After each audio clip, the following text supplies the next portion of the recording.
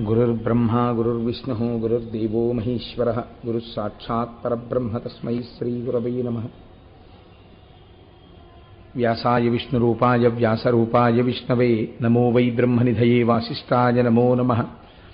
कूजन्तं राम रामेति मधुरं मधुराक्षरम् आरुह्य कविताशाखां वन्दे वाल्मीकिकोकिलम्। श्रुतिस्मृतिपुराणानाम् आलयं करुणालयं नमामि भगवत्पादशङ्करं लोकशङ्करम्। वागर्धाविव सम्पृक्तौ वागर्धप्रतिपत्तये जगतः पितरौ वन्दे पार्वतीपरमेश्वरौ। सूक्तिं समग्रयतु न स्वयमेव लक्ष्मीः श्रीरङ्गराजमहिषी मधुरैकटाक्षैः वैदग्ध्यवर्णकुणकुम्भनगौरवैर्यां कण्डूलकर्णकुहराः कवयोधयन्ति। हैमोत्फपुण्ड्रमजहन्मकुटं सुनासं मन्दस्मितं मकरकुण्डलचारुगण्डम् बिम्बाधरं बहुलदीर्घकृपाकटाक्षं श्रीवेङ्कटेशमुखमात्मनि सन्निधत्ताम्। मनोजवं मरुततुल्यवेगं जितेन्द्रियं बुद्धिमतां वरिष्ठं वातात्मजं वनरयूथमुख्यं श्रीरामदूतं शिरसा नमामि। आपदामपहर्तारं दातारं सर्वसम्पदां लोकाभिरामं श्रीरामं भूयो भूयो नमाम्यहम्। सिन्दूरारुणविग्रहां त्रिनयनां माणिक्यमौलिस्फुरत्तारानायकशेखरां स्मितमुखीम् आपीनवक्षौरुहां पाणिभ्याम् अळिपूर्णरत्नचषकं रक्तोत्पलं बिभ्रतीं सौम्यां रत्नघटस्थरक्तचरणां ध्यायेत्परेदम्बिकाम्। हरिः ओम्। परमेश्वरस्वरूपैन सभకి नमस्कार।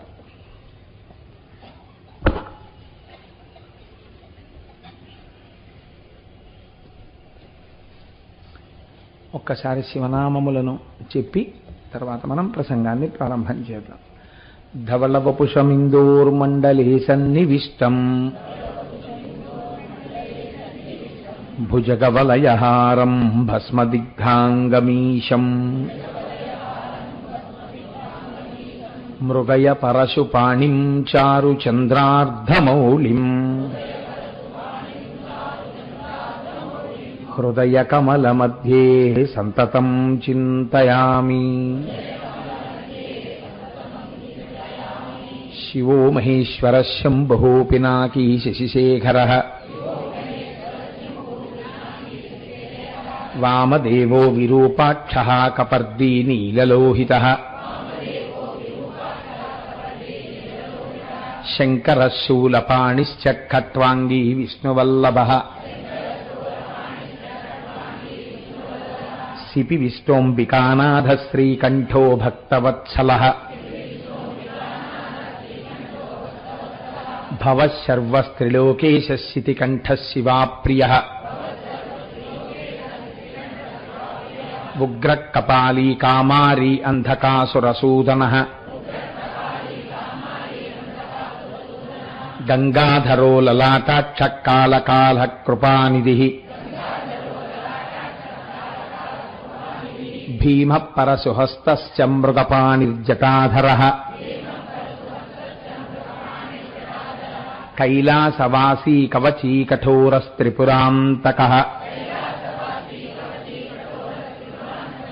వృషాంకో వృషభారూఢో భస్మోద్ధూళితవిగ్రహः సామప్రియः సర్వమయస్త్రయీమూర్తిరనీశ్వరः సర్వజ్ఞః పరమాత్మా చ సోమసూర్యాగ్నిలోచనః హవిర్యజ్ఞమయः సోమః పంచవక్త్రः సదాశివः విశ్వేశ్వరో వీరభద్రో గణనాథः ప్రజాపతిః హిరణ్యరేతా దుర్ధర్షో గిరిశో గిరీశో నఘః భుజంగభూషణో భర్గో గిరిధన్వీ గిరిప్రియః కృత్తివాసాః పురారాతిర్భగవాన్ ప్రమదాధిపః మృత్యుంజయः సూక్ష్మతనుర్జగద్వ్యాపీ జగద్గురుః వ్యోమకేశో మహాసేన జనకశ్చారు విక్రమః రుద్రో భూతపతిస్థాణుర్రహిర్భుజ్ఞో దిగంబరః అష్టమూర్తిరనేకాత్మా సాత్వికः శుద్ధ విగ్రహः శాశ్వతః ఖండపరశుః అజపాశ విమోచకः మృఢః పశుపతిర్దేవో మహాదేవో వ్యయో హరిః పూషదంతభిదవ్యక్తో దక్షాధ్వరహరోహరః భగనేత్రభిదవ్యక్తః సహస్రాక్షः సహస్రపాత్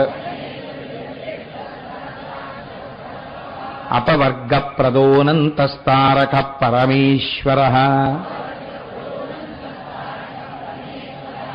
ఏవం శ్రీశంభుదేవస్య నామ్నామస్తోత్తరం శతం శ్రీశివాష్టోత్తరశతనామస్తోత్రం సమాప్తం.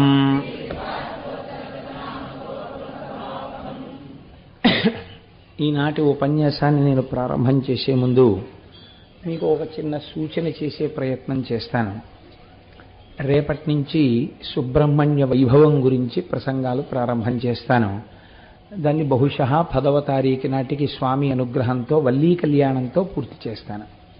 వల్లీ కళ్యాణంతో 10వ తారీఖు సాయంకాలం ఉపన్యాసం పూర్తయిపోయిన తర్వాత 11వ తారీఖు ఉదయం ఏ 200 మంది ఇక్కడ ఆర్జిత గృహస్థులుగా ఉండడానికి సిద్ధపడి ఉన్నారో, అనగా పురుషార్థమును వెచ్చించి ఒక 500 రూపాయలు దాని కొరకు కావిళ్ళెత్తడానికి సిద్ధపడి ఉన్నారో వాళ్ళందరూ ఇతరులు. మిగిలినటువంటి భక్తులు కూడా ఉత్సవంలో పాల్గొనకూడదు అని భక్తులకు ఏమీ ఇబ్బంది లేదు, వాళ్ళందరూ కూడా పాల్గొనవచ్చు. కాకపోతే కావిడెత్తేటటువంటి వాళ్ళు మాత్రం ఆ ఆర్జితం చెల్లించిన వారై ఉంటారు. కాబట్టి వీళ్ళందరూ కావిళ్ళెత్తి దేవాలయ ప్రాంగణానికి చేరుకుంటారు. ఆ కావిడి ఎత్తడం ఎంత గొప్పదో మీరు సుబ్రహ్మణ్యేశ్వర స్వామి వారి యొక్క వృత్తాంతమునందు విందురుగాని. ఇక్కడికి చేరిన తరువాత స్వామికి వాళ్ళు తీసుకొచ్చినటువంటి పాలతోటే అభిషేకం జరుగుతుంది. అభిషేకం అయిపోయిన తర్వాత స్వామివారికి హోమం జరుగుతుంది. హోమం అయిపోయిన తర్వాత మనందరం ఇల్లు చేరుకుంటాం. సాయంకాలం మళ్ళీ వల్లీ కళ్యాణం జరుగుతుంది. వల్లీ కళ్యాణం ఈ తలపెట్టిన కార్యక్రమం చాలా అరుదు, ఎక్కడో తప్ప ఎప్పుడో తప్ప జరగదు. తమిళనాటైతే పిల్లలు లేని వాళ్ళు పడుకుంటారు. ఈ సుబ్రహ్మణ్యేశ్వర స్వామి వారి అనుగ్రహం కోసమని ఎవరు కావిడెత్తుకున్నారో వారిని సుబ్రహ్మణ్యుడు పూర్ణముగా అనుగ్రహిస్తాడు అని. అందుకని వారి యందు ఆ సుబ్రహ్మణ్యుని యొక్క అనుగ్రహము ప్రచోదనమై ఉంటుంది కనుక వారు దాటితే వారికి సంతానము కలగనటువంటి పాపము పరిహరింపబడుతుంది అని వాళ్ళు విశ్వసిస్తారు. విశ్వసించి పడుకుంటుంటారు. అది చాలా పరమ పవిత్రమైన ఉత్సవంగా జరుగుతుంటుంది. నాకు తెలిసి పెద్దలు ఎవరైనా చేసి ఉండవచ్చు, నేను దాన్ని తక్కువ చేసి మాట్లాడటలేదు.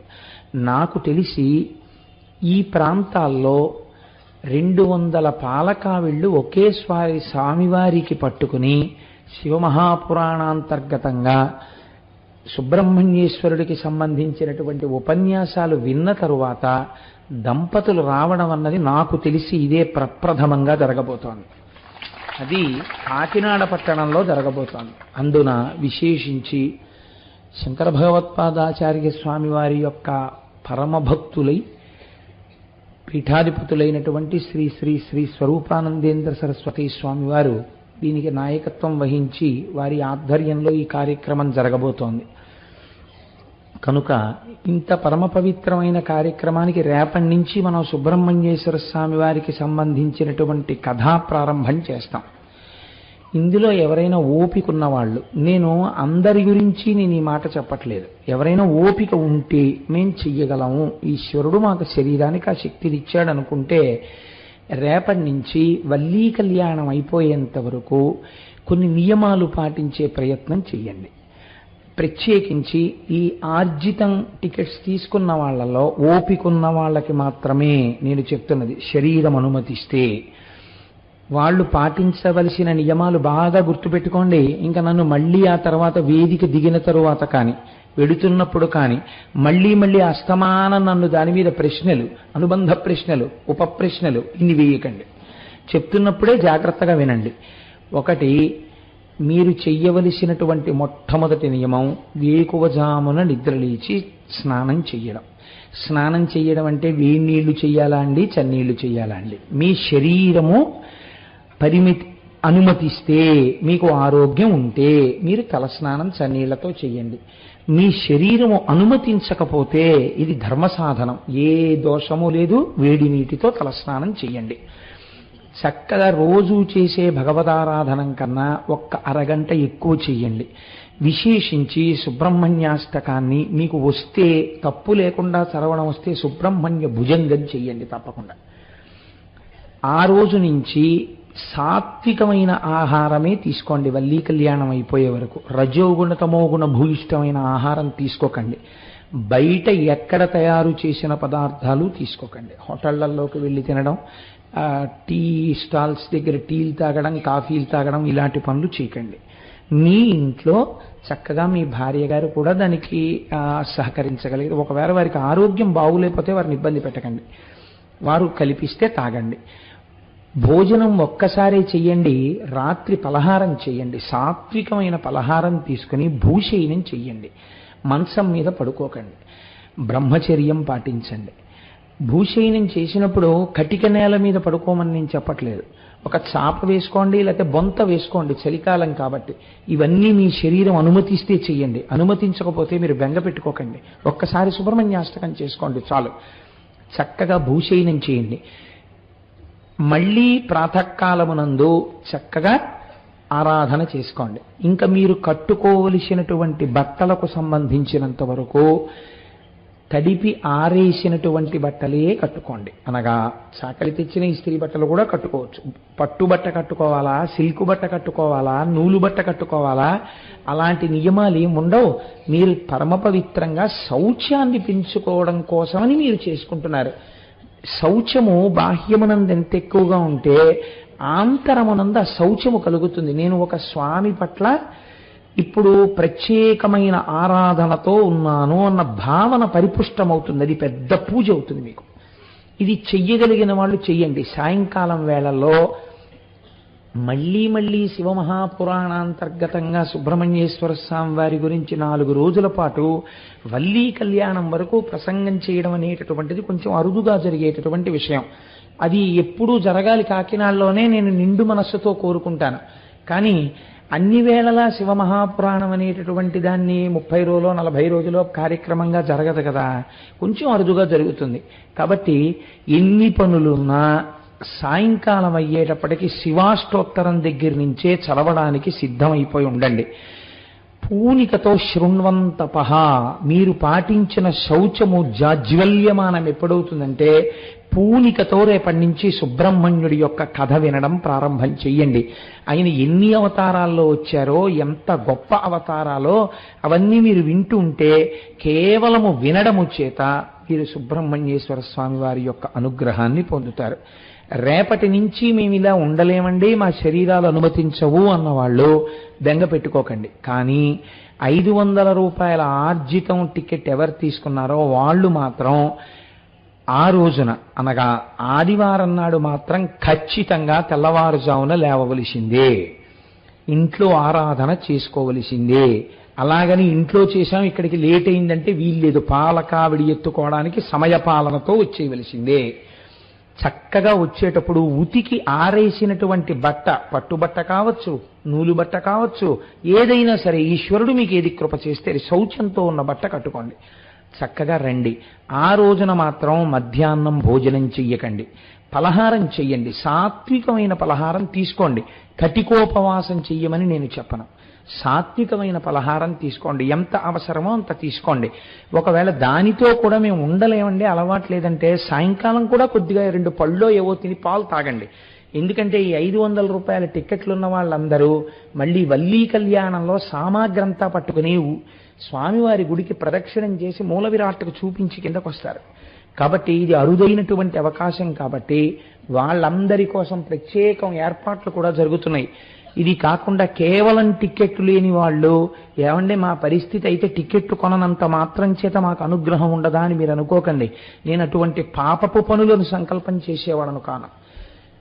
కట్టిన వాళ్ళు ఖచ్చితంగా వాళ్ళ ఉద్ధరణ ఎక్కువ ఉంటుంది. నేను ఉన్నమాట ఉన్నట్టు మాట్లాడాలి. వాళ్ళు పురుషార్థమును చెల్లించారు కాబట్టి మీరు కూడా ఆ రోజున స్వచ్ఛమైన ఆవు పాలు తెచ్చి అభిషేకానికి అక్కడ పాత్రలు పెడతారు. ఏమండి మాకు పాలు దొరకవన్నారు అనుకోండి, అంత పంచదార తీసుకురండి. పంచదార మాకు దొరకదండి అన్నారు అనుకోండి, అంత పెరుగు తీసుకురండి, ఆవు పాల పెరుగు. ఇంత ఆవు నెయ్యి తీసుకురండి. మీకు అవి కూడా దొరకలేదనుకోండి, అన్ని పువ్వులు పట్టరండి.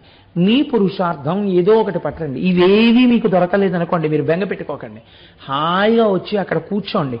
మీకోసం గోపాలకృష్ణ స్వామి వారు, మా దొరగారు వీళ్ళందరూ కలిసి ఒక గొప్ప ఏర్పాటు కూడా చెయ్యాలని ప్రయత్నం చేస్తున్నారు.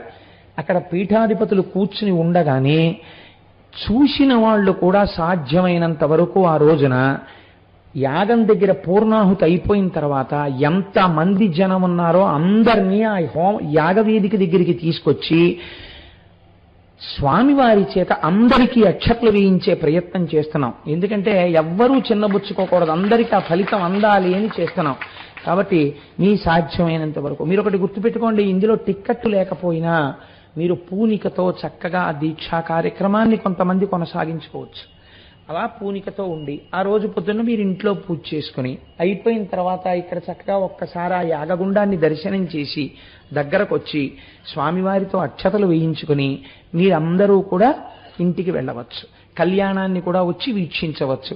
కళ్యాణం తలంబ్రాల అక్షతలు కూడా తీసుకున్న తరువాత టిక్కెట్ ఒకటి దొరకలేదని మీరు బెంగ పెట్టుకోకండి. ఆ మర్నాడు ఉదయం పునఃపూజ, స్వామివారికి ఉదయం పూజ చేసినప్పుడు మీరు ఏ శౌచముతో కూడినటువంటి పద్ధతిని పాటిస్తున్నానని చెప్పారో దాన్ని ఈశ్వరా నువ్వు శరీరము ఆరోగ్యము ఇచ్చినందుకు నేను ఈ 4-5 రోజులు అలా ఉన్నాను. ఇవాళ నుంచి నేను ఈ రోజులలో ఉన్నంత శౌచముతో ఉండకపోయినా కొద్దిగా అటు ఇటు అయినా నీవు మన్నించదవు కాక, కాబట్టి నేను ఇక్కటితో దీనిని విరమించుతున్నాను అని ఒక సంకల్పం చెప్పి నమస్కారం చేసుకుని చక్కగా కొద్దిగా ఏదైనా పదార్థం నైవేద్యం పెట్టి మీ నిత్య జీవన స్రవంతిలోకి మీరు వచ్చేసేయచ్చు.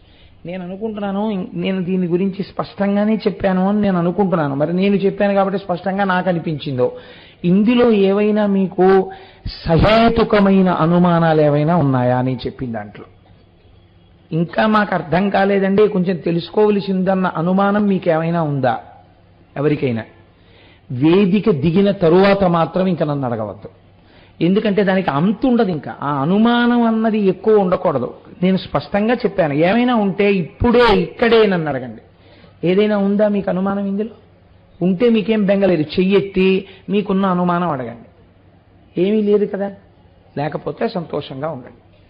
కాబట్టి హరి ఓం. ఇప్పుడు మనం చక్కగా కార్యక్రమంలోకి ప్రవేశించేద్దాం. ఒకానొకనాడు, అంటే రేపటి రోజున సుబ్రహ్మణ్యేశ్వర స్వామి వారి ఉత్సవం మొదలు పెడుతున్నాం కదా అని నాకెందుకో పొద్దున్న శివమహాపురాణం చూస్తే ఒక విచిత్రమైన ఆలోచన, బహుశా ఈశ్వర సంకల్పముగానే కలిగిందేమో, నాకు ఒక ఆలోచన వచ్చింది. అదేమిటో, ముందు నా గురించి చెప్పి నా పెళ్ళవకుండా మా తమ్ముడికి చెప్పేద్దాం అనుకుంటున్నావా అనిపించింది. అందుకని ముందు ఇటు వచ్చాను ఇవాళ. ఓహో, ఈశ్వరుడు బహుశా నాకు జ్ఞాపకం చేసేలా ఉందని. ఒకానొకనాడు పార్వతీదేవి యొక్క చిలికెత్తెలైన జయ విజయ అక్కడుంటే జయ విజయ, నారాయణీ దగ్గరుంటే నారాయణుడి దగ్గరుంటే జయ విజయులు, అంతే తేడా.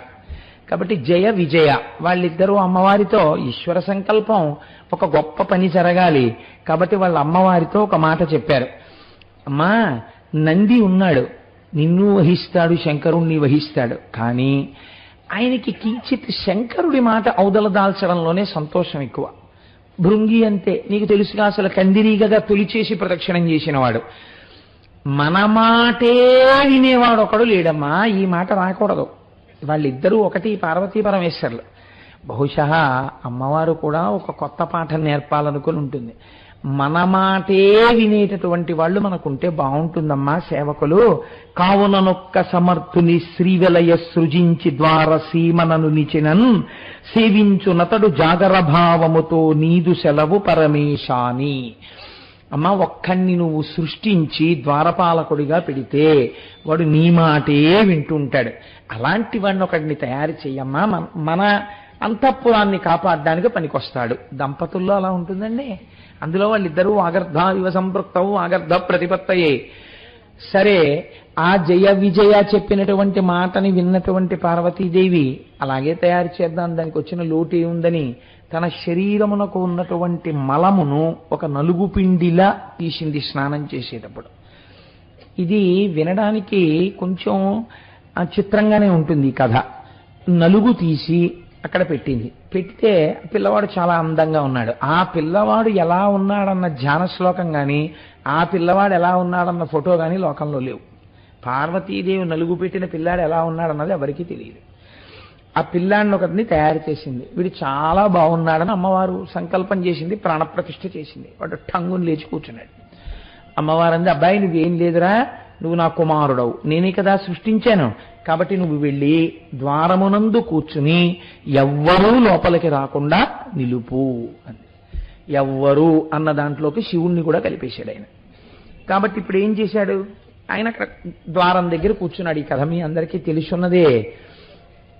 ప్రమథగణాల్లో నందీశ్వరుడు వెనక శివుడు విజయం చేస్తుండగా ముందు లోపలికి వెళ్ళబోయాడు. అలా కుదరదన్నాడు ఈ పిల్లాడు. అనేటప్పటికి ముందు శంకరుడు జోక్యం చేసుకోలేదు. ప్రమథగణాలు లోపలికి వెళ్ళడానికి వీలు లేదంటే ఏమవుతుంది? యుద్ధం ప్రారంభమైంది.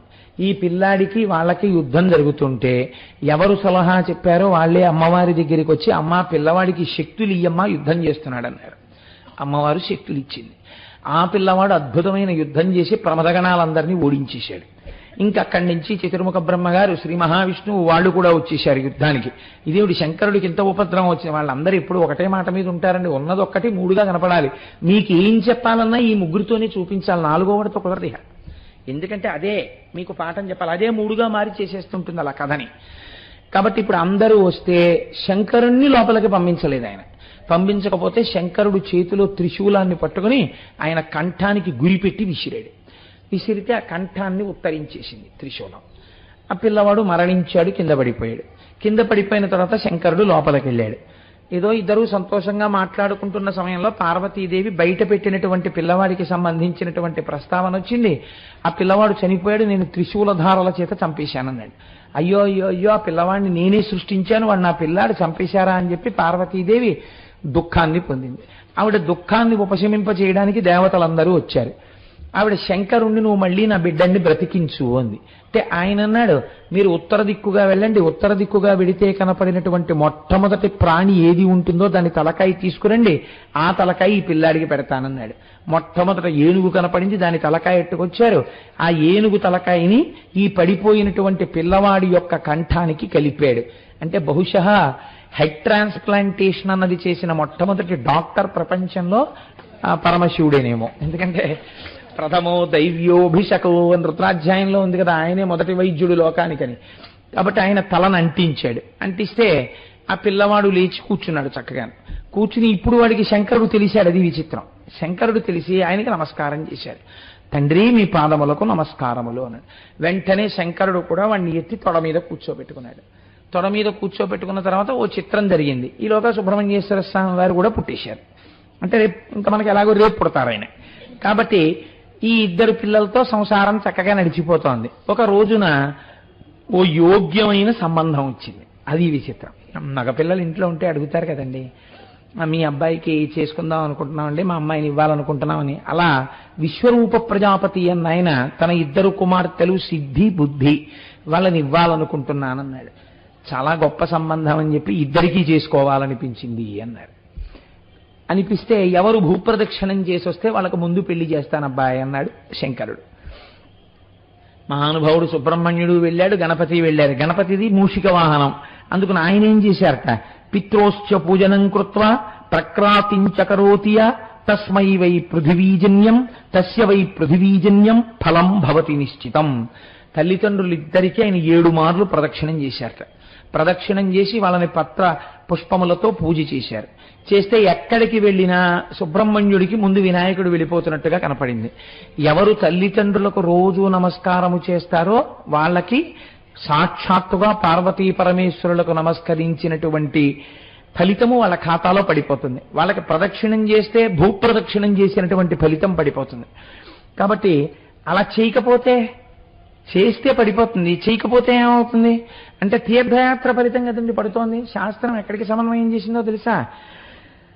అపహాయ గృహయో వై పితరౌ తీర్థమావ్రజేత్ తస్య పాపం తథా ప్రోక్తం హననీచ తయోర్యథాః.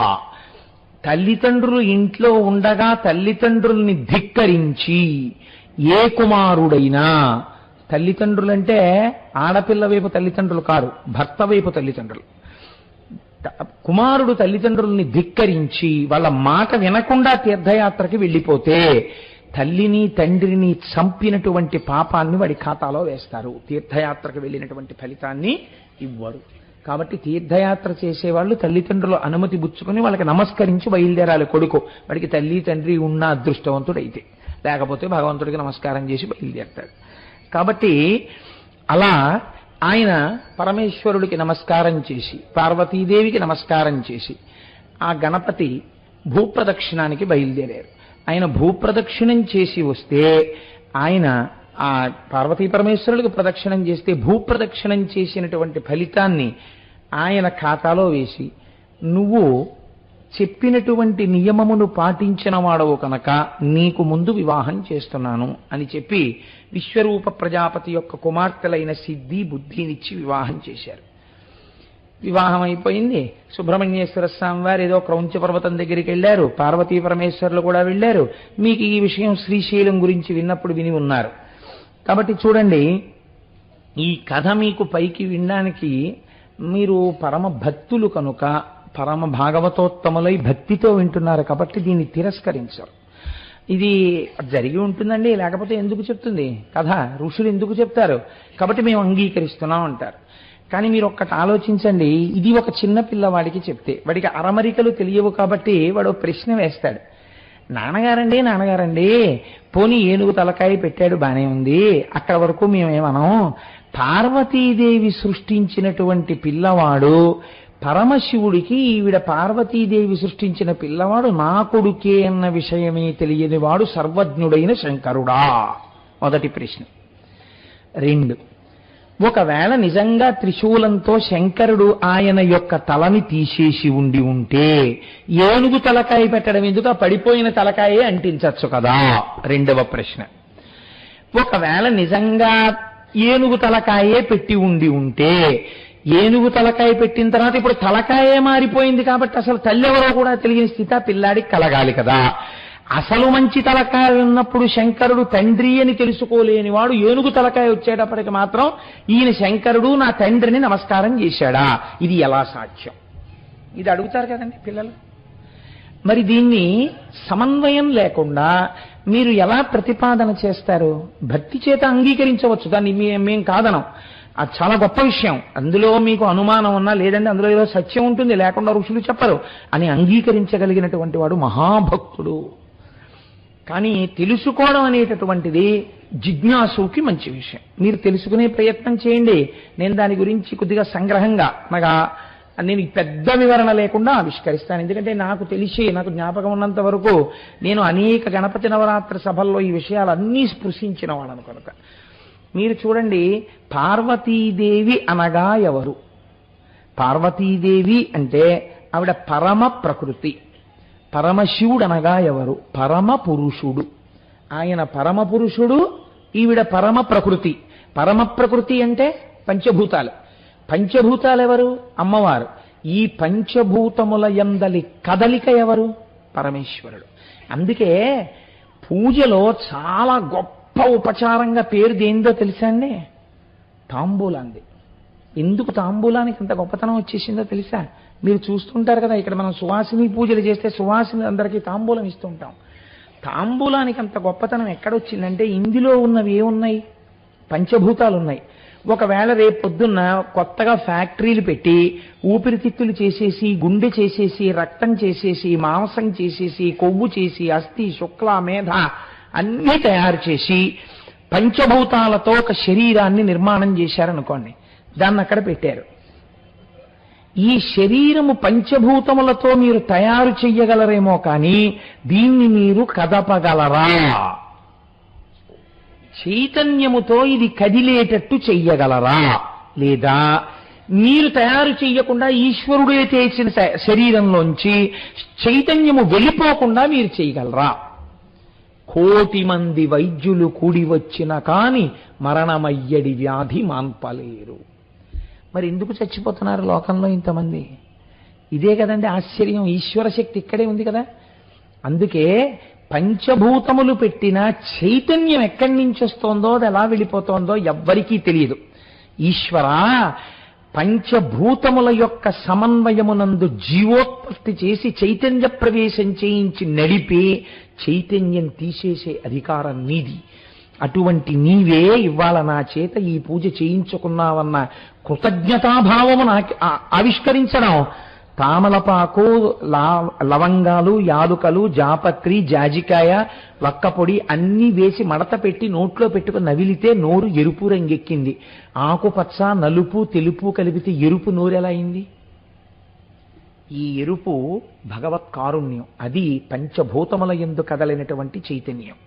ఈ చైతన్యం నీ సొత్తని చెప్పడం. కాబట్టి ఇప్పుడు అమ్మవారు పరమ ప్రకృతి అంటే అమ్మవారు ఏం చేస్తుంది? ఈ భూతములన్నింటినీ తయారు చేస్తుంది. ఈ శరీరములన్నీ అమ్మవారి అనుగ్రహంతో తయారయ్యాయి. లోపల ఉన్నటువంటి చైతన్యం ఎవరు? శివుడు. ఇప్పుడు అమ్మవారు సృష్టి చెయ్యడము అంటే ఏమిటి? కేవలము ప్రకృతికంగా తయారైంది, శివ సంబంధం లేదు. శివ సంబంధం లేదంటే చైతన్యము లేని ప్రాణిని కాదు ఇక్కడ అర్థం. శివ సంబంధమైన ఎరుక లేదు. లోపల ఉన్న చైతన్యము నేనన్నది తెలియదు. పైనున్న ఇది నేననుకుంటోంది. ఇది నేనని ఎందుకు అనుకుంటోంది? 3 గుణముల చేత బంధింపబడి ఉంది. అవి సత్వము, రజస్సు, తమస్సు. ఈ 3 గుణములే ప్రకృతి యొక్క మలము. అదే అమ్మవారి శరీరంలోంచి వచ్చిన మలం. ఈ మలముతో తయారయ్యాడు ఆ పిల్లవాడు. అంటే త్రిగుణముల యందు కొట్టుమిట్టాడుతున్నవాడు, గుణాతీతుడు కాడప్పటికి. కాబట్టి ఈ తలకి ప్రకృతి తెలుసు, పురుషుడు తెలియడు, పరమపురుషుడు తెలియదు, శివుడు తెలియదు. లోపల ఉన్న చైతన్యం బయట నిలబడిన శంకరుడన్న విషయం వాడికి తెలియదు. నీలో ఉన్న చైతన్యం శివాలయంలో లింగం అని వాడికి తెలియదు. కాబట్టి ఇప్పుడు ఆయన ఏం చేశాడు? దానితోనే పోరాటం చేశాడు. ఇప్పుడు శంకరుడు దేంతో తరిగేశాడు? తల త్రిశూలంతో తరిగేశాడు. త్రిశూలం అంటే ఏమిటి? త్రైగుణ్యం శూలమే తస్య పరసు సత్యనిష్టత. ఆ పైన ఉన్నటువంటి 3 త్రిగుణములు. ఈ 3 గుణములకు ఆధారమైనటువంటి సత్యము శంకరుడి చేతిలో ఉన్న త్రిశూలము. ఆయన గుణాతీతుడు. ఎప్పుడైతే శివుడి చేతి త్రిశూలం ఆ కంఠానికి తగిలిందో త్రిగుణములకు సంబంధించినటువంటి బుద్ధి పోయింది. పోయి ఇప్పుడు ఏ తలకాయ పెట్టబడింది? గజ, ఏనుగు తలకాయ పెట్టబడింది. గజముఖము అని కదండి అంటాం. గ అంటే గతి, కదలడం. జ అంటే పుట్టడం. ఎందులోంచి పుట్టి ఎందులో కెడుతున్నాడో తెలిసిపోయింది ఇప్పుడు. అంటే ఇప్పుడు శివ సంబంధం వచ్చేసింది. ఇప్పుడు శివుడు తెలిసిపోయాడు. ఇది తెలిసిపోవడం గజముఖం. ఇప్పుడు ఈ గజముఖం వచ్చేటప్పటికి శంకరుడు తెలిసిపోతాడు కదండి. అందుకని శంకరుడికి నమస్కారం చేస్తాడు.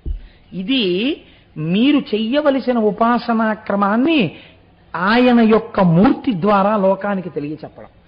ఇప్పుడు ఆయన ఏమిటి? పైన ఏనుగు ముఖం. ఏనుగు చాలా పెద్దది, ఏనుగు తల చాలా పెద్దది. మనిషి శరీరం చాలా చిన్నది. మనిషి శరీరానికి ఏనుగు తలకాయ. ఏనుగు తలకాయ బ్రహ్మాండాన్ని చెప్తే కిందనున్న మనుష్య శరీరం పిండాండాన్ని చెప్తుంది. బ్రహ్మాండ పిండాండముల యందు ఏమున్నాయి? అందులోనూ పంచభూతాలున్నాయి, ఇందులోనూ పంచభూతాలున్నాయి. 2 పంచభూతములతో నిండి ఉన్నప్పటికీ 2 లేవు, ఉన్నది ఒక్కటే.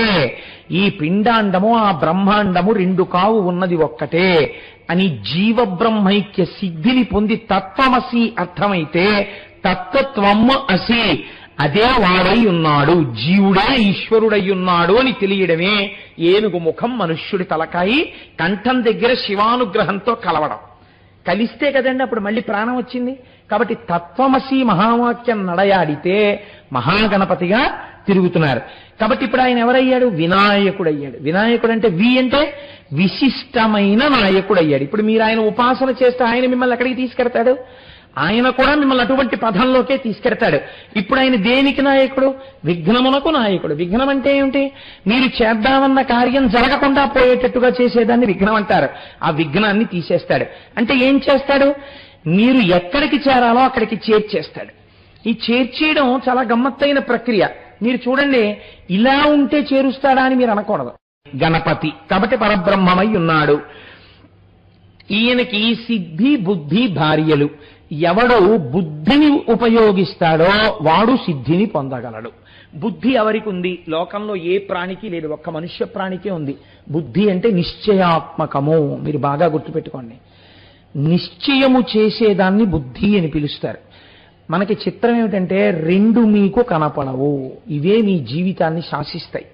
మన ఏవ మనుష్యానాం కారణం బంధమోక్షయోహో. మనస్సు ఇది సంకల్ప వికల్ప సంఘాతము. కానీ దీనికి ఉన్నటువంటి దురదృష్టం ఏమిటంటే ఇది ఎంతసేపు చెప్పినా ఇది చెప్పగలదు తప్ప నిర్ణయం చెయ్యలేదు. ఇది చాలా తెలివైనటువంటి గుమాస్తా లాంటిది. నోట్ ఫైల్ రాయగలదంతే, ఆఖరి సంతకం ఆయనే పెట్టాలి, పై అధికారి. అది బుద్ధి. ఇదేం చేస్తూ ఉంటుంది అంటే చెప్తుంది. పోన్లే వాడెవరో ఏదో చెప్తున్నాడు కదా, పోనీ అక్కడికి వెళదాం, 4 మాటలు వినొద్దాం, పోని పోయిందేముంది, ఏదో సుబ్రహ్మణ్యుడు వింటే చక్కగా పిల్లలకి మంచిది అంటున్నాడు కదా, పోని వెళ్ళొద్దాం అంటుంది. మళ్ళీ అదే ఏమంటుందంటే ఏదో అలా అంటూనే ఉంటా, అనకపోతే పెడతారండి మీరు, అందుకని వాడు అలా అంటాడంతే ఉతిదే. నిజంగా నేను అలా చెప్పాను అనుకోండి, నాకు ఆ ప్రారంభం ఏం లేదు, నాకు ఒకళ్ళున్నా ఇద్దరున్నా అని చెప్తే, అలా నీ సంఖ్యల కోసం ఉపన్యాసాలు చెప్పడం నాకేం అలవాట్లేదు. కాబట్టి నువ్వు అదంతా ఎందుకు, హాయిగా టీవీ చూడు అని అదే చెప్తుంది. ఇప్పుడు టీవీ చూడాలా ఉపన్యాసానికి వెళ్ళాలా ఎవరు నిర్ణయించాలి? రెండు మాటలు విని నిశ్చయం చేసేదేదుందో అది బుద్ధి. అందుకే మన శాస్త్రాలు ఎంత గొప్పవో తెలుసా అండి. ఏమడుగుతామంటే మనం ధియో యోన ప్రచోదయాత్, ధియో యోన ప్రచోదయాత్. గాయత్రి చేయడం అంటే అదే. అమ్మా నా బుద్ధిని ప్రచోదనము చేసెదవుగాక, నా బుద్ధిని ప్రచోదనము చేసెదవుగాక. నిర్ణయం చేస్తుండు, ఎప్పుడు నీవేపే ఉండేట్టు, నీ గురించి పలికేటట్టు నా బుద్ధిని నిర్ణయం చెయ్యి. ఇందులో హాయి ఉంది, ఇందులో సంతోషం ఉంది, ఇందులో ఆనందం ఉంది అని నిశ్చయం నా బుద్ధి చేసేటట్టు దాన్ని ప్రచోదనం చెయ్యి అని అడుగుతారు. కాబట్టి ఇప్పుడు ఈ బుద్ధి నిర్ణయాత్మకమైన శక్తి. బుద్ధి ఎటు నిర్ణయం చేసి తిప్పితే దాన్ని బట్టే నీ సిద్ధి.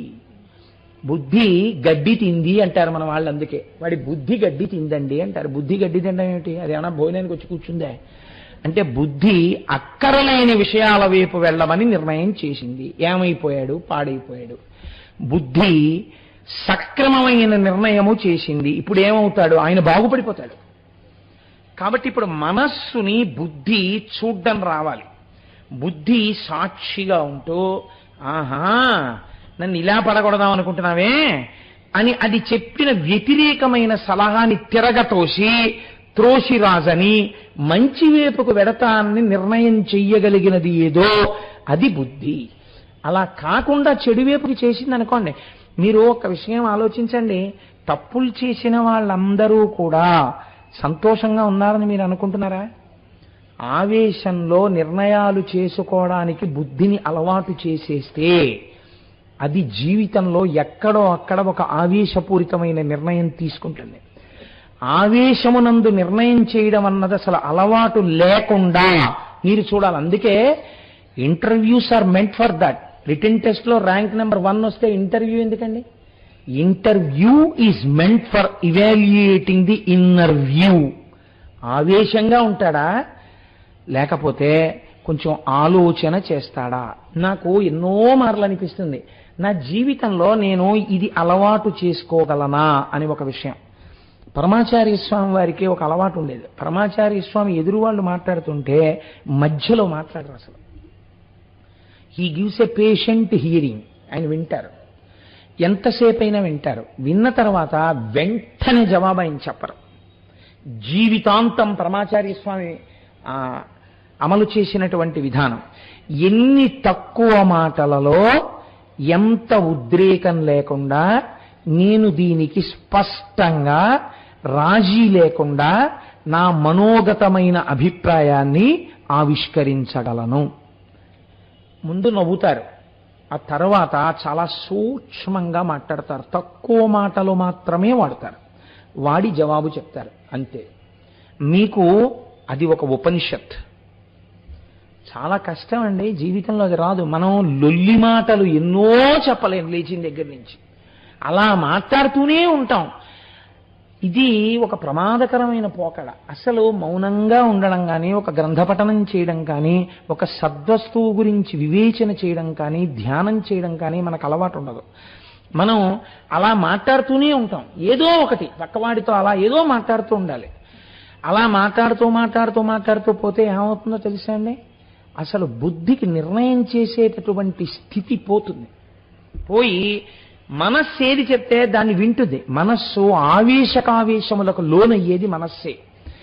అది మంచి కోపంలో ఒక నిర్ణయానికి వచ్చిందనుకోండి, వస్తే అది ఎలా చెప్తే అలా చేస్తుంది అంతే. అలా చేసేసి జీవితాంతం బాధపడిన వాళ్ళు ఎందరో ఉంటారు. తప్పులు చేసిన వాళ్ళందరూ సంతోషంగా ఉన్నారని మీరు అనుకోకండి. ఆనాడు చేశానండి ఆవేశంలో, కొంతమంది తొందరపడి రాజీనామా చేస్తారు, జీవితాంతం విచారిస్తారు. కొంతమంది తొందరపడి ఎవరినో మాట అంటారు, జీవితాంతం విచారిస్తారు. మీకు ఒక దెబ్బ కొట్టినా క్షమింపబడుతుందేమో, ఒక్క మాట మీరు తొందరపడి అనేశారనుకోండి అంతే. ఇంకా జీవితంలో ఇక మళ్ళీ వారిని మీరు కలవలేరు. మాట అత్యంత ప్రమాదకరం. చాలా జాగ్రత్తగా ఉండాలి. ఇది దేనివల్ల వస్తుంది? బుద్ధిని నిర్ణయం చేసుకోవడానికి తగిన అవకాశం ఇవ్వడం మీరు చూస్తూ ఉండాలి. అన్నిటికన్నా గొప్పది దానికి అవకాశం ఇవ్వాలి. మీరు చూడండి, మీరు ఏదైనా ఒక కాగితం ఆఫీస్లో మీకు పని ఉందనుకోండి, మీరు గుమాస్తాని వెళ్ళి తొందర పెట్టగలరు. ఏమంటే మాకేదో పని ఉందండి, మీరు తొందరగా కొంచెం ఆ ఫైల్ పెట్టేయండి అని. ఫైల్ పెట్టేసిన తర్వాత గుమాస్తా ఆ ఫైల్ పట్టుకుని లోపలికి వెళ్ళడానికి అనుమతి ఇవ్వరు. అందుకే అధికారి దగ్గరికి ఎంతో అవసరం అయితే తప్ప ఫైల్ పట్టుకుని లోపలికి వచ్చి మాట్లాడడానికి ఉండదు. వచ్చిన కాగితం ఏమిటి, నీ మనోభిప్రాయం ఏమిటి, you should make a note of it, that's all. మీరు నోట్ రాసి ఆ ఫైల్ ఇచ్చేయాలంటే అధికారికి. అధికారి దగ్గరికి వెళ్ళి మీరు తొందరగా సంతకం పెట్టేయండి సార్ దీని మీద అంటే గెట్ లాస్ట్ అంటాడు. ఆయన వరుస క్రమంలో చూస్తాడు. ఆయనకు అనుమానం వచ్చింది అనుకోండి, కట్టేసి పక్కన పారేస్తాడు. ఇంటికి కారులో పట్టరా అంటాడు. ఆయన చాలా మెల్లగా చూస్తాడు. చూసి ఒకసారి ఆయన సంతకం పెట్టారనుకోండి, పెడితే ఇంకా తర్వాత దేనికైనా ఆయనే రెస్పాన్సిబుల్. కాబట్టి ఆయన ఏం చేస్తారు, అంత తొందరగా పెట్టరు. మీరు ఆయన ఛాంబర్లోకి వెళ్ళి మీరు పెట్టేయండి అనలేరు మీరు. అందుకే ఆయనకు అధికారం, అందుకే ఆయనకు ఒక ఛాంబర్, అందుకే ఆయనకు అంత గౌరవం. లోపలికి వెళ్లకుండా ఓ మనిషి అడ్డు.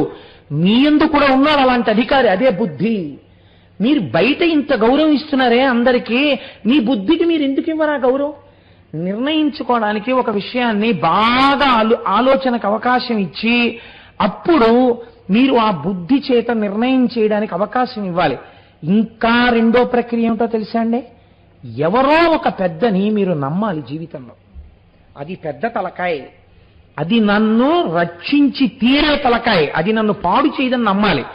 మీరు నిర్ణయించిన తర్వాత కీలకమైన విషయాలైతే మీరు మళ్ళీ వాళ్ళకి నివేదించాలి. అయ్యా ఇలాంటి సమస్య వచ్చిందండి, ఇలా చేద్దాం అనుకుంటున్నాను. మీరు వెంటనే చెప్పకండి, మీరు బాగా ఆలోచించండి అని చెప్పాలి. మీరు ఆలోచించి చెప్పండి నాకని చెప్పాలి. వారు కూడా దానికి పదును పెట్టి మీరు ఇలా చేయండి అన్న తర్వాత సాధక బాధకములను ఆలోచించుకుని చక్కగా మీరు ఒక నిర్ణయం చేసుకుని జీవితంలో అమలు చేసుకోవడానికి అలవాటు పడి ఉన్నారనుకోండి, చాలా హాయిగా ఉంటుంది జీవితం. అందుకే మీరు చూడండి, బుద్ధితో చేసిన నిర్ణయం ఇంకా అలాగే కీర్తిని తీసుకొచ్చిస్తుంది. మీకు నేను ఒక ఉదాహరణ చూపిస్తాను.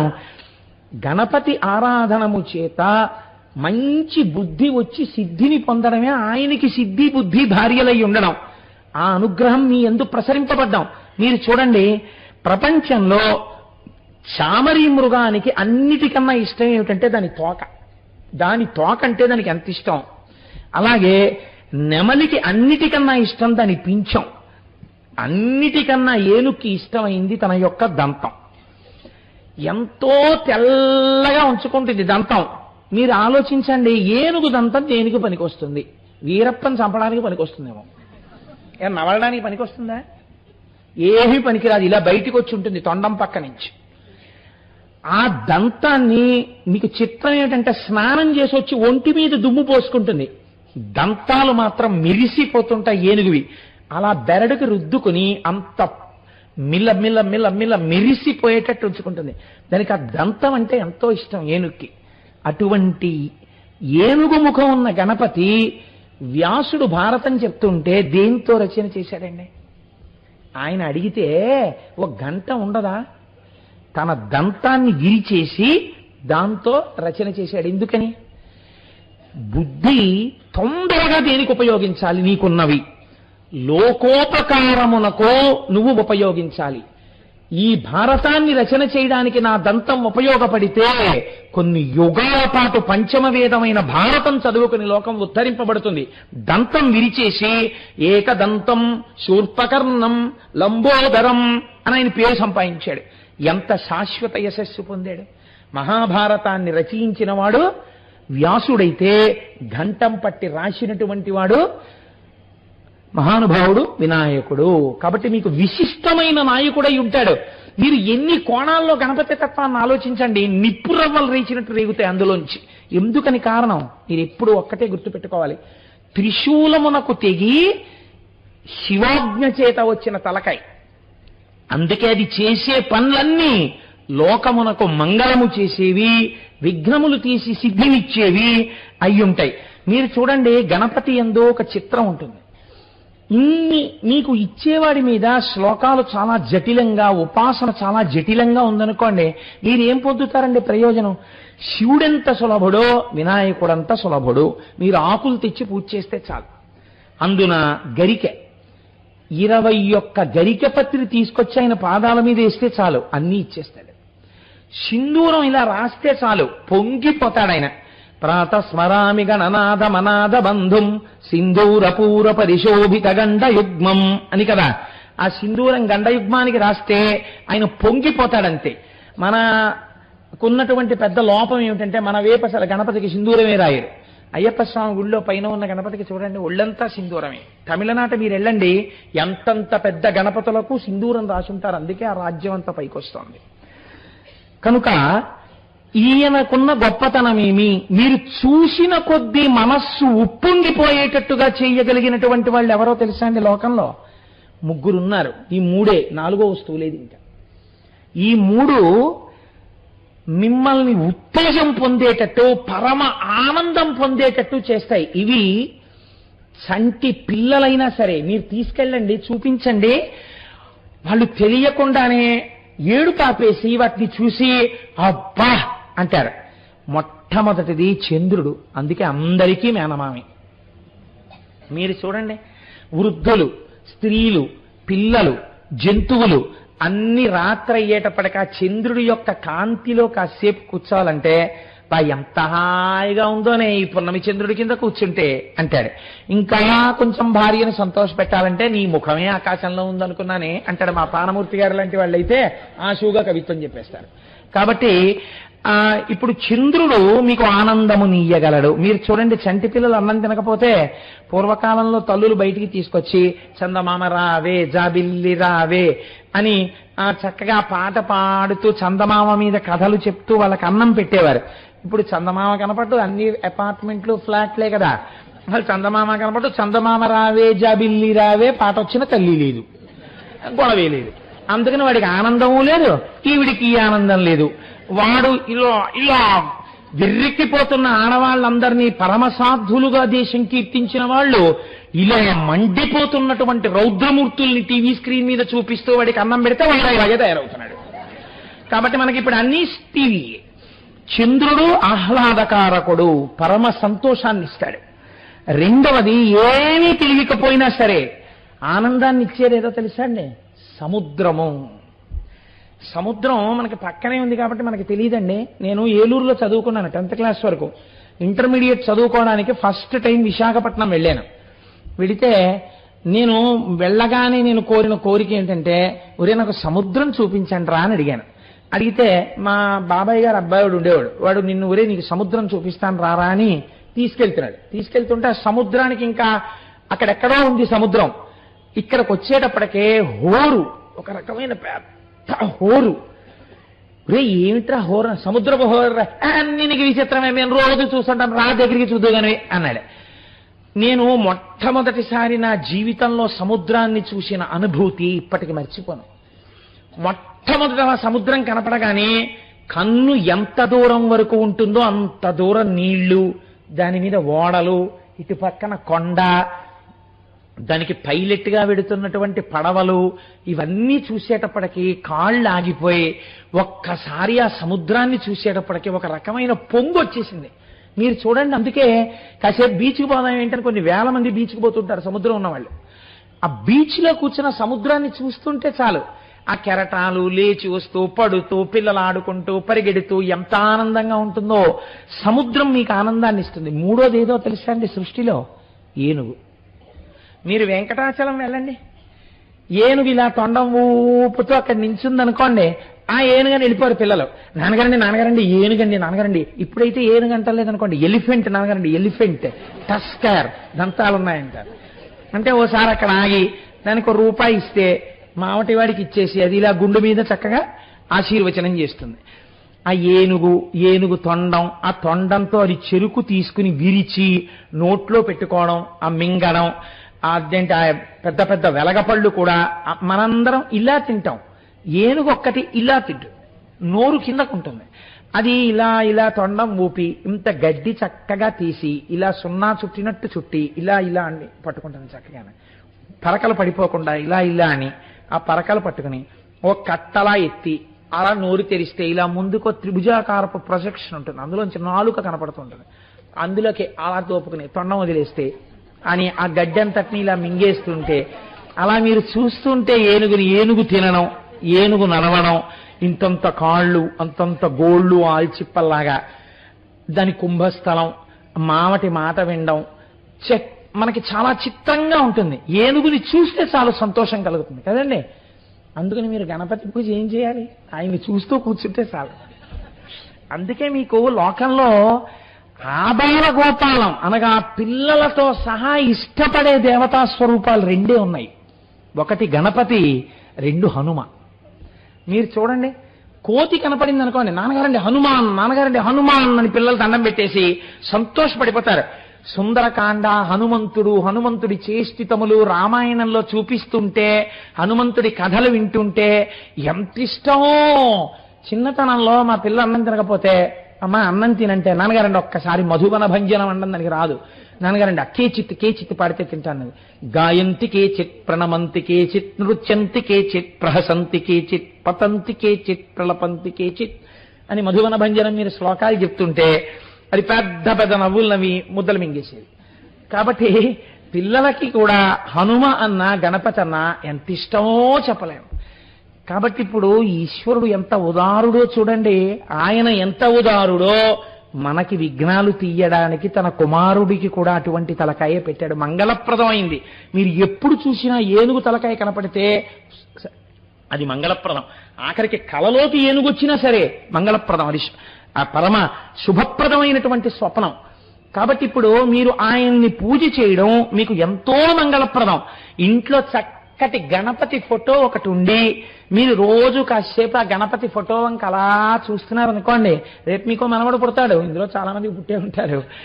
ఆ మనవడు తొడ మీద కూర్చుని తాతగారండి ఆయన ఎవరండి, తాతగారండి ఆ తొండం ఏంటి తాతగారండి అని అందులో పిల్లలు దగ్గరికి వెళ్ళి ఇలా వేలు పెట్టి చూపిస్తారు చిన్ని వేళ్లతోటి. ఇదేంటి తాతగారండి, తిరుపతిలో చూసిన తొండం ఈయనకుంది, ఈయనేంటి తాతగారండి అంటే, మీరు ఆ తొండం గురించి అగజానన పద్మార్కం గజానన మహర్నిశం అనేకదంతం భక్తానాం ఏకదంతముపాస్మహే. ఆ ఒక్కదంతం ఉన్నవాడున్నాడే వాడు అగజానన పద్మార్కం, పర్వతరాజపుత్రి అయిన పార్వతీదేవి యొక్క ముఖమనబడేటటువంటి పద్మము అరవిరిసేటట్టుగా చేయగలిగిన సూర్యుడురా. పొంగిపోతుంది అమ్మవారు ఆయన్ని పొగిడితే. అమ్మ శక్తినిస్తుందిరా, నీకు చదివిస్తుందిరా. అనేకదంతం కాదు దాని అర్థం, అనేకదంతం. మీకు అనేక కోర్కెలను ఏకకాలమునందు ఇయ్యగలిగినటువంటి వాడు. భక్తానాం భక్తులకు, ఏకదంతం ఒక్కదంతం ఉన్నవాడిని ఉపాస్మహే ఉపాసన చేయుచున్నాను. ఎప్పుడు? సర్వకాలములయందు అని మీరు ఆయన్ని చూసి పడుకున్నారనుకోండి, ఏనుగు కల్లోకి వస్తే అదృష్టవంతుడు మీరు. కనుక అటువంటి స్వరూపం ఉన్నటువంటి వాడు. మీరు చూడండి, అన్నిటికన్నా చిత్రం ఏమిటంటే గణపతి స్వరూపంలో ఎలుక వాహనం. ఈయన శరీరం అంతా ఎలుకేమో వాహనం. నేను లూనా ఎక్కితేనే ఎలా ఉంటుందో అలా ఉంటుంది గణపతి ఎలుక మీదకి ఎక్కితే. అయితే ఎలుక వాహనం ఏమిటండి, మన వాళ్ళకి తెలీదా? ఏమిటి ఋషులు పెట్టేటప్పుడు అయ్యో ఈయనకి ఏమైనా కాస్త పెద్ద వాహనం ఇద్దామని చెప్పి లోకంలో కాస్త పెద్ద శరీరం ఉన్న ఏ ఖడ్గమృగం లాంటి దానిలో తీసుకొచ్చి పెట్టచ్చు కదా. పెట్టకుండా ఎలకని పెట్టారేమిటి అంటే మనం ఏమనుకుంటామంటే ఋషులకి తలకాయ లేదండి పాపం అనుకుంటాం. ఆ వెనకటికి ఒక ఆయన ఒక విషయం చెప్తుండేవారు. మ్యాథమెటిక్స్ బాగా నేర్చుకున్న ఆయన, ఒక ఆయన లెక్కలు బాగా నేర్చుకున్న ఆయన మంచి వేసంకాలంలో వెళ్ళిపోతూ ఓ మర్రి చెట్టు కింద పడుకున్నట్ట. పడుకుని చల్లటి గాలికి కునుకడుతోంది. అలా పైకి చూశాడు, ఇంతంత మర్రికాయలు ఉన్నాయి. ఆయన అనుకున్నట్ట, పాపం the God is poor in law of proportions. పరమేశ్వరుడికి ఈ ఎంత చెట్టుకి ఎంత కాయ ఉండాలి అన్న విషయంలో కొంచెం జ్ఞానము లేనివాడు, తెలివి తక్కువవాడు. అందుకే ఇంత గుమ్మడి పాదికి ఇంత గుమ్మడికాయ పెట్టాడు, ఇంత పెద్ద మర్రి చెట్టుకి ఇంత కాయ పెట్టాడు. ఆ గుమ్మడికాయ ఇక్కడ ఉండాలి, ఈ మర్రికాయ అక్కడ ఉండాలి. ఆయన తప్పు చేశాడు, ఈశ్వరుడికి లెక్కలు రావు అనుకుని ఇలా కన్ను మూసేట. ఓ మర్రికాయ వచ్చి నిధుల మీద పడింది. ఆయన లేచి అన్నాడు, ఈశ్వరుడికి లెక్కలు రావడమే కాదు పరమదయాడు, గుమ్మడికాయ ఉంటే నేను చచ్చిపోయి ఉండేవాడిని అన్నాడు. కదండి, అది నీడనిస్తుంది, నలుగురు చేరుతారు, అందుకని దానికి గుమ్మడికాయలు ఈశ్వరుడు పెట్టలేదు. ఈశ్వరుడికి లా ఆఫ్ ప్రపోర్షన్స్ రాక కాదు, ఆయన ఎప్పుడు ఏది చేసినా అందరి సంక్షేమాన్ని ఆలోచిస్తుంటాడు తండ్రి కాబట్టి. కనుక అటువంటి వాడు అని వెంటనే సంతోషించేట. అలా భగవంతుడు కూడా మనకు అంత తేలికైనటువంటి స్వరూపాన్ని ఉపాసన చెయ్యడం కోసం ఇచ్చి మరి ఎలుకని వాహనంగా ఇవ్వడం ఏమిటి అంటే, ఎలుక దొంగతనానికి ప్రతీక, మనతో పాటే ఉంటుంది. మన వస్తువులన్నీ ఎత్తుకుపోతుంటుంది. ఎత్తుకుపోతే గొడవ వదిలిపోతుందండి అక్కడతో. దానికి ఉన్న చాలా సంతోషకరమైన అలవాటు ఏమిటో తెలుసా అండి? నేను ఏలూరులో ఒకసారి మా అన్నయ్య ఇంటికి వెళ్ళాను. దిక్కుమాలిన అనుభవాలన్నీ నాకే ఉంటాయో ఏమిటో లోకంలో. నేను మొట్టమొదటిసారి విమానం ఎక్కాను. ఒకసారి నాతో చాలా మాటలు విమానం ఎక్కడం అలవాటైనటువంటి మోహన్ గారు ఎక్కారు. ఎక్కితే మేమిద్దరం కలిసి హైదరాబాద్ నుంచి విశాఖపట్నంలో విమానం దిగిపోదామని బొంబాయి నుంచి వస్తూ హైదరాబాద్లో విమానం ఎక్కి విశాఖపట్నం వెళ్ళాం. ఆ విమానం విశాఖపట్నం మీద చక్కర్లు కొట్టి వెనక్కి తిరిగిపోయి అనౌన్స్మెంట్ వచ్చింది, విశాఖపట్నంలో ఎయిర్పోర్ట్ కనపట్టలేదు, అందుకని విమానం మళ్ళీ హైదరాబాద్ వెళ్ళిపోతుందని చెప్పింది. ఆయన అన్నారు, నేను ఇన్ని 100 మార్లు ఎక్కారు కానీ నాకు ఇలాంటి అనుభవం లేదు, కోటేశ్వర మొదటిసారి మీకు ఇన్ని అనుభవాలు ఏమిటన్నారు. అలా ఇలాంటివన్నీ నాకే చెప్తుంటాడో ఈశ్వరుడు. నేను ఒకసారి ఏలూరులో మా అన్నయ్య ఇంటికి వెళ్ళి వాడి ఇంట్లో అన్నం తింటే ఎక్కడ చూసినా ఇల్లు తొంగి చూస్తే ఎలకలే, దిక్కుమాలిన ఎలకల. నేను పోండే మన నేను చేస్తాయిలే అని శుభ్రంగా ఏదో నేను తినేసి మీకు అమరిస్తాను ఏమిటని నా భోజనం నేను చేసి పడుకున్నాను. పడుకున్నప్పుడు వాడు చెప్పకపోయినా గొడవ వదిలిపోయేది. వాడు అన్నాడు, ఉరాయ్ జాగ్రత్త అని రాత్రి పడుకున్నప్పుడు అన్నాడు. ఏ అన్నాను అంటే, ఎలకలు రాత్రుళ్ళు వేళ్లు కొరికేస్తాయి రోయ్ అన్నాడు. అంటే ఇంకా చాలు, ఆ ఒక్క మాట చాలు, ఇంకేం నిద్రపడుతుంది. వెనకటికో గురువు గారు ఒకడు శిష్యుడు తినేస్తున్నట్ట, నాకు ఎల్లైనా సరే లబ్ధి చేకూరేటట్టుగా ఓ మంత్రం ఇవ్వండి అని. ఇంకా విసిగిపోయి, నీకో మంత్రం ఇస్తున్నాను, రోజు 108 మాటలు జపించు. 108 మాటలు జపించినప్పుడు కోతి ఒక్కసారి గుర్తొచ్చినా మంత్రం ఫలించడు. వాడికి 108 చేద్దామని కూర్చోగానే ముందు కోతే గుర్తొచ్చేది, గుర్తు రాకూడదని. కాబట్టి ఎప్పుడు గురువు గారి దగ్గరికి వెళ్ళడం, నాకు ఈ కోరిక తీరలేదని. కోతి గుర్తు రాకుండా మంత్రం చేస్తే కదా అలా. కాబట్టి ఇప్పుడు ఈ ఎలుక దొంగతనానికి ప్రసిద్ధి. దిక్కుమాలినలకు అన్ని ఎత్తుకుపోతూ ఉంటుంది ఆ ఇంట్లోంచి. దానికి అవసరము లేదు, అనవసరము లేదు. చిన్నప్పుడు మా అమ్మ నాగుల చవితి చేసి ఇంట్లో నాగేంద్రుడిని పెట్టి పూజ చేస్తే నాగేంద్రుడు ఎత్తుకుపోయేది. నాగేంద్రుడు ఎలకని ఎత్తుకుపోవాలి, ఎలక నాగేంద్రుడిని ఎత్తుకుపోయేది. ఆ తర్వాత ఏదో అది డ్రై అయిపోయిన తర్వాత శుభ్రంగా పాలు గీలు నాకేసి వదిలిపెట్టేస్తుండేది అనుకోండి. కాబట్టి ఎలుక దొంగతనమునకు ప్రసిద్ధి ప్రధానంగా. మన బతుకు అంతే కదండి, ఈశ్వరుడు అన్నీ ఇస్తే వాడివి కాదు ఇవన్నీ నావే అంటుండడం. కాబట్టి దొంగ బతుకు మంది. ఈ దొంగ బతుకు వేరొక దొంగ బతుకుగా మారుస్తాట ఆయన కింద చేరితే, అంటే ఆయన్ని వహించడం మొదలు పెడితే. ఏ దొంగతనం ఇస్తాట? 10 మంది హృదయాల్ని కొల్లగొట్టగలిగిన దొంగతనం పొందుతాట. అంటే ఈశ్వరాభిముఖుడై భగవద్భక్తి చేత తాను మాట్లాడిన మాటలకు పరవశులై ఇంతమంది హృదయాల్ని తాను కొల్లగొట్టే దొంగ అవుతాట. ఎందుకని? భగవంతుణ్ణి భరించాడు. ఇప్పుడు ఈ దొంగ ఇలాంటి దొంగగా మారుతాట. ఇలా మారడానికి ఎలక విఘ్నేశ్వరుణ్ణి వహించింది. ఎలక కాదు, నువ్వు కూడా అలా వహించడం నేర్చుకో, నువ్వు కూడా 10 మంది ప్రేమని సంపాదించడం నేర్చుకో అని చెప్పడానికి. అందుకే దానికి పెద్ద పెద్ద చెవులు ఉంటాయి. చెవుల్ని చూడండి, ఏనుగు చెవుల్ని దేంతో పోలుస్తారు? విషినికర్రలు అంటారు. లేకపోతే చాటల్లాంటి చెవులండి అంటారు. చాట ఏం చేస్తుందండి? చాట ఒక్కటే పని, దాంట్లో రాళ్లు కలిసిపోయినటువంటి బియ్యం కానీ లేకపోతే పప్పు కానీ పోసేసి ఇలా ఇలా ఇలా ఇలా చెరిగితే వీటన్నింటినీ వదిలేసి అసలు ఏది ఉంటుందో పదార్థాన్ని వెనక్కి తీసుకుంటుంది, పొల్లు ముందుకు తోసేస్తుంది. గణపతిని నమ్మి ఆవాహన చేసి జాగ్రత్తగా ఉపాసన చేస్తే లోకంలో పొల్లు తీసేసి సారం వేపుకు మిమ్మల్ని నడిపించేస్తాడు. కాబట్టి ఆయన ఆయుధాల గురించి చెప్తే 3 రోజులు నేను దాని గురించే చెప్పవలసి ఉంటుంది. మీరు పూర్వం విన్నారు. పరమభక్తిని ఇయ్యగలిగినటువంటి వాడు గండ్రగ గొడ్డలితో ఆ కర్మపాశములను తెంచి భక్తి పాశములను వేసి తన వైపుకు లాక్కోగలిగినటువంటి వాడు. గణపతి గురించి పిల్లల మనస్సు కూడా రంజిల్లిపోయేటట్టుగా ఒక ఆఖ్యానాన్ని చెప్తుంటారు పెద్దలు. నారాయణి నారాయణ కదండి, ఆవిడ అన్నగారు కదా మరి నారాయణుడు. మరి నారాయణుడు ఏమవుతాడు వినాయకుడికి? మేనమామ